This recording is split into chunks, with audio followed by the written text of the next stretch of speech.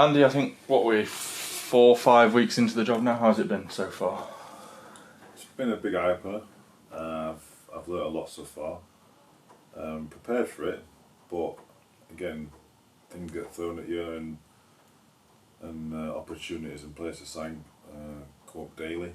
So yeah, it's been a real eye-opener, but it's been worthwhile so far. We've had some productive days, and we're getting there. It's positive. Bet your phone's been off the hook, hasn't it? It has, yeah. It has been really busy, and you take for granted how many people actually are in football, and how many people it takes to run football clubs, because you're constantly on the phone to people asking for little favours and this, that, and other, and just getting your networking system right as well. You've got to make sure you've got the right people involved to help you out. So in that respect, yeah, it has been busy, and I do get people calling late hours of the day to have a conversation with you. But I've got players in now that hopefully will represent me as a manager. We'll start with the retained list then. Obviously that was your first probably big decision to make. How hard was that of a decision to make? Yeah, well, obviously the club's got a budget and a structure to stick to, so we had to pick the players that we thought would make a difference next year. It's more of an evolution of the squad. There will be a number of players retained that were from last year, and we're working on a few now. Obviously you've got Finn, Ross Barrows and Will Evans, who are all brilliant re-signings, all offer something to the team. So we're really pleased to get them over the line. So yeah, we've got those 3 done so far, and hopefully there'll be a few more down the line. But again, we're always looking for that little bit extra as well. So yeah, the chain list was difficult because obviously you're taking players out of a job, and that was my first real bit of business I had to do. Ring players up and sit down with them, and have conversations about obviously being released.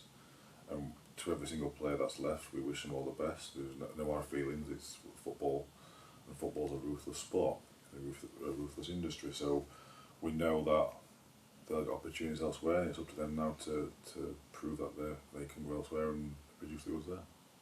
I was speaking to Will Evans earlier, having signed his deal, and we were talking about it being a nearly season last season. I suppose there's 2 things to that. You want to improve on it so it's not a nearly season next year, but you want to keep that as core group together that were really successful, don't you? Yeah, by all means, last season was the almost season. It was a successful season. We finished second. Unfortunately, we had to lose off in a playoff semi-final by the width of a post. So it wasn't overall a bad season. Through the turmoil the club went from nearly being shut down to actually coming second place in a tough National League North Division. You can look at it as a success, and Jimmy, Chris and Anne, who all unfortunately lost the jobs from the end of that, did a good job by all means. We conduct ourselves right every day, and if it goes enough the other side of the post, it's probably the Jimmy side here. So that's football, and that's what I said about the retain list. It's and release list. It's a ruthless industry, but when someone offers you an opportunity, you have to go with both hands. Of the retain list, we said we're in negotiations with Regan, Jacob and Danny Elliott. All have decided to go elsewhere. What are your thoughts on those 3? Yeah, they were big players last season. Regan, we spoke to Regan, he wanted to play higher up in the division, in the pyramid. So again, Regan made that choice straight away. He made it clear to us that he wanted to play higher up, and we wished him all the best. We did offer him a contract. We offered all 3 contracts. Same with Danny. We offered him a contract, but we was told we was getting a better offer elsewhere. So I'm not saying he's after money. It could be a length of contract. We offered him a 1-year deal. So yeah, he left. And obviously Jacob Butler's left as well.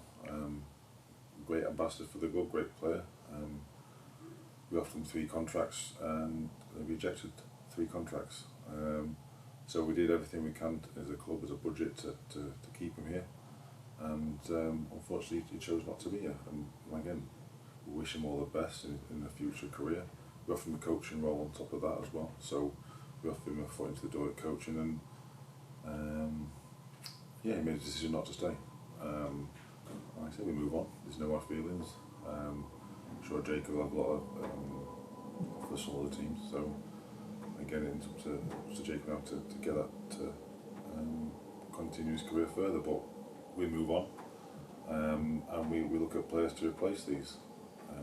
We're going to have a smaller squad this year, a more robust side that.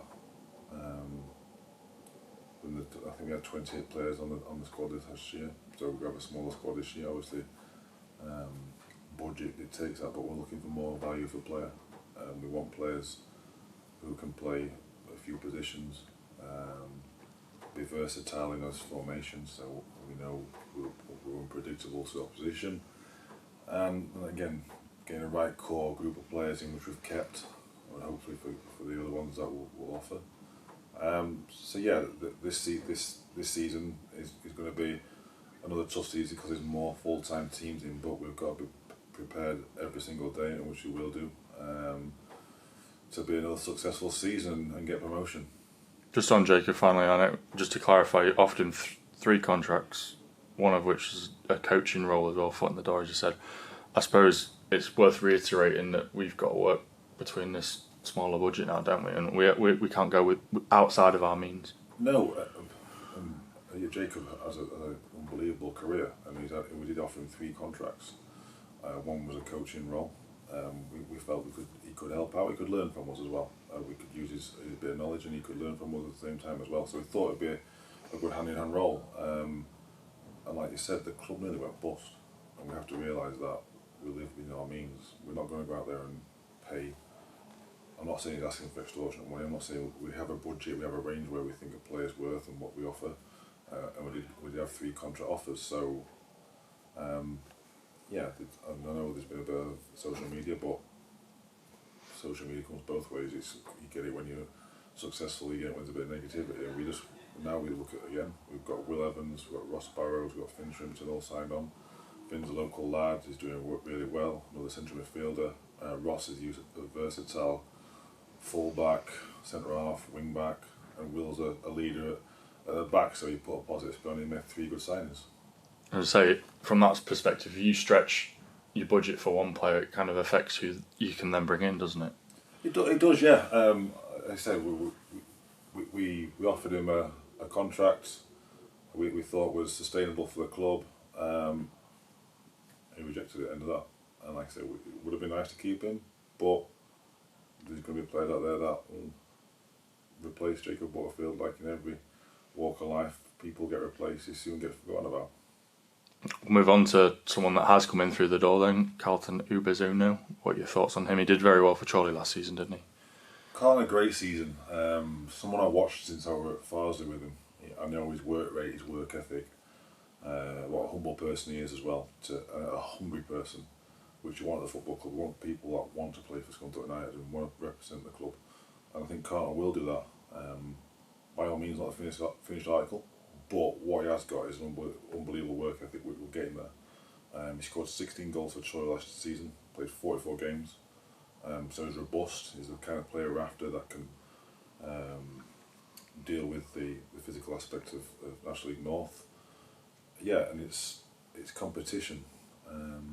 Obviously Danny Elliott left and replaced him with Carlton, and speaking to Carlton in there, then he said statistically he's one of the best strikers in the league, which we need to get promoted. I know there's been a number of clubs chasing him, so we've done really well to capture him.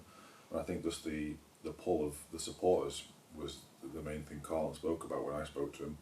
Playing in front of 3,000 fans, 4,000 fans week in, week out is something that you can't replicate in this division. So he's excited to get going. We're excited to see him scoring goals, and hopefully we can get partnerships with Danny and obviously other players that will come in. I know you said you want players that are kind of flexible for different positions. He can play on the wing. Do you see him as a striker for how you want him to play next season? Yeah, I do see him as a striker. Without giving too much away how we're going to play, yeah, I do see him as in a forward. I want to build a partnership with Danny or Danny or whoever. So yeah, the idea is to play with 2 threats in a forward this year. Obviously, we'd be adaptable and flexible with different formations, but ideally want a partnership up front. I think this year it's important we get two centre forwards because we are going to create a lot of chances this season, which we did last season. Obviously, top goal scorers, but I believe with two centre forwards on the pitch now, we can create even more. And it's a chance for him again to come back into full-time football. He's had experience of that previously, hasn't he? Yeah, he had previous younger in Ireland, and it is his first full pre-season in England. He's a fit lad though. I know that from obviously watching him at Farsley and Chorley, and he will have to be fit this pre-season. Every player I spoke to, I've nailed out this season. It's going pre-season to be tough. Hopefully they can see by looking at how I do things on my Strava and what have you. They know I'm a fit person, and I only ask the players to do what I can do as well. Like I represent them, they represent me when they cross the line. So I want them to be the fit, robust team that represents Scunthorpe United in the best possible way. And there will be a few people breaking down, there will be a few people throwing up, but that's pre-season for you. I take it back to when I was a young player. We used to run around cricket boundaries, and I said before in one of the interviews, we used to run down going straight with hurdles and balls in our hand, running towards Wharton's training ground. So yeah, they are going after a little bit of an old school, but it'll all be done within a structure and the sports science, and it'll lead that, but I'm going to have a little bit of fun with them. I did see you say the word pre-season and a little smirk emerged from you. How tough is this pre-season going to be? Because you've mentioned it and it does sound like it's going to be horrendous but worthwhile. Worthwhile because the aim of the season is promotion. So to get a good, fit, robust team pre-season is important. It's going to be a little bit of variation of how we do it, and it's not always going to be football based, but it's all towards the 10th of August where we should be the fittest team in the league. And I pride myself on being fit, I really do. And I want the players to buy into a mentality of we are going to be the fittest team. We are going to create opportunity by being strong, robust team, organised. With the assistant manager I bring in as well, he'll have them organised and we'll work together to create structure around how we go about that. But yeah, I'm looking forward to standing on the sideline rather than being involved on the pre-season. I'm sure you'll get involved in some way anyway. I've been here 12 years and pre-season's always very different depending on who you've got. You said about variation. Now I know if I cast my mind back to 10 years ago, you had boxing sessions, things like that. Is that the kind of variation you're looking at? Yeah, without giving too much to the players. Yeah, there's going to be obviously there's going to be running sessions, which are in all pre-seasons, but a little bit of variation of it, and it's keeping the players challenged. I want to challenge them mentally as well, so I want to get them together, that togetherness. So if one person is lagging behind, we all get together, drag them through, because that's what it's going to take throughout the season. Even with like our supporters now, seeing the volunteers around the stadium is incredible, and that just seeing them doing that makes you want to get this club promoted, because it shows what it means to a town, shows what it means to people in the town, and everyone wants to Scunthorpe United to be promoted. But it only comes through hard work, and that's what pre-season is about, getting the hard work done, so you benefit throughout the season. You can keep a strong, robust team the whole way through the season. I mean, there are going to be injuries, you can't get away from that, but we're going to build people up and try to break them down during pre-season to make sure we're the fittest team by the 10th of August. Well, you've spoken about how incredible does this place look at the minute with everything that's gone on? When I came here, 24 years ago, not a lot had changed. And just from Michelle and the board, Ian, Rog, George, everyone taking on board and trying to make this club back, it's putting us like, puts a smile on your face when you drive in and you see the new bit of iron cladding around the top, the paint around the sides, the volunteers clearing the gutters, painting the walls, the pitch has been renovated, you've got Julie running around, you've got yourself, you've got people, Glyn, working tirelessly to make this club back to where it should be, and that only makes my job. I want my job to represent you guys because I want to make sure that this club shows how much passion that you lot have got for the club. And it does make me smile, and it does make me. I'm very humbled to be part of this club because it's 125th year as well. It's a whole. It's just again, it's hard to put into words, but I just want to represent.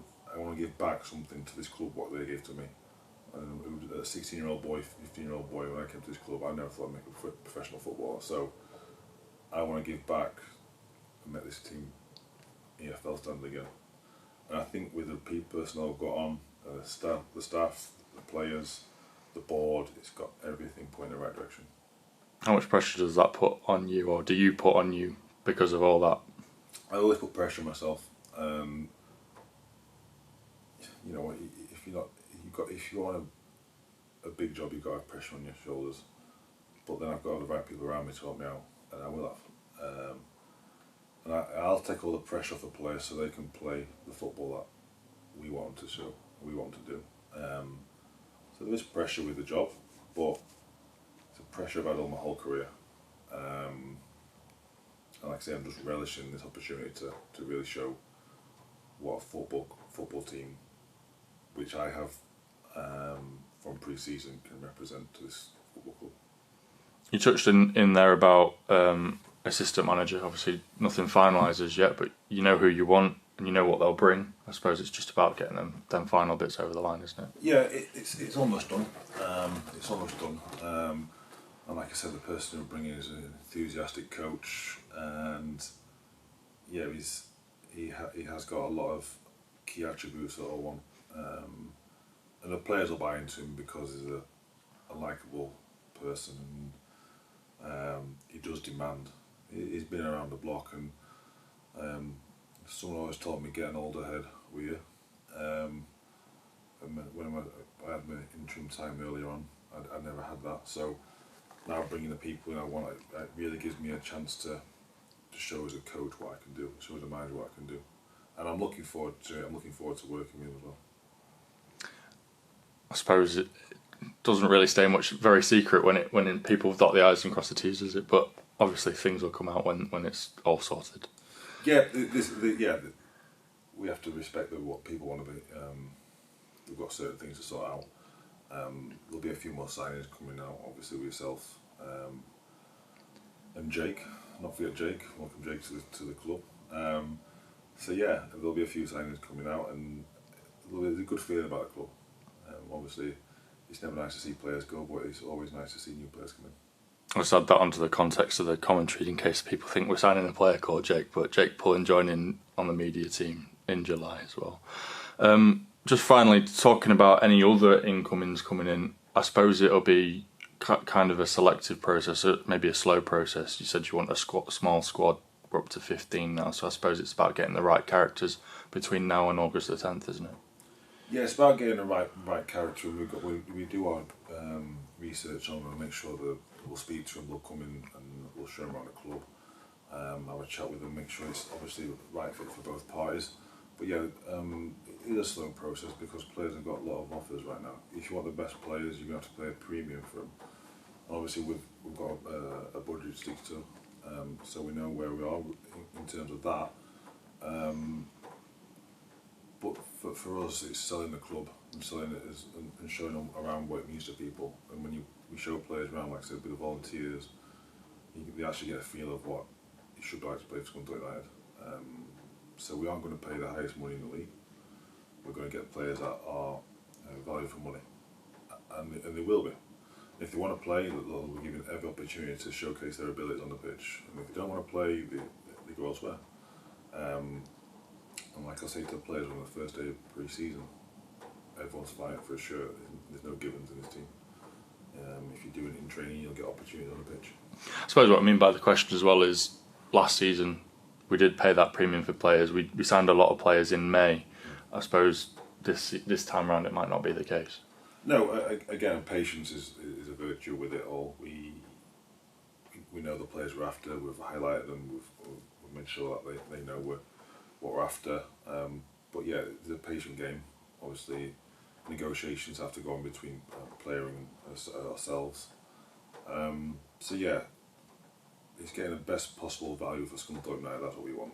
We won't overpay for players. We'll pay what is right and getting value for money.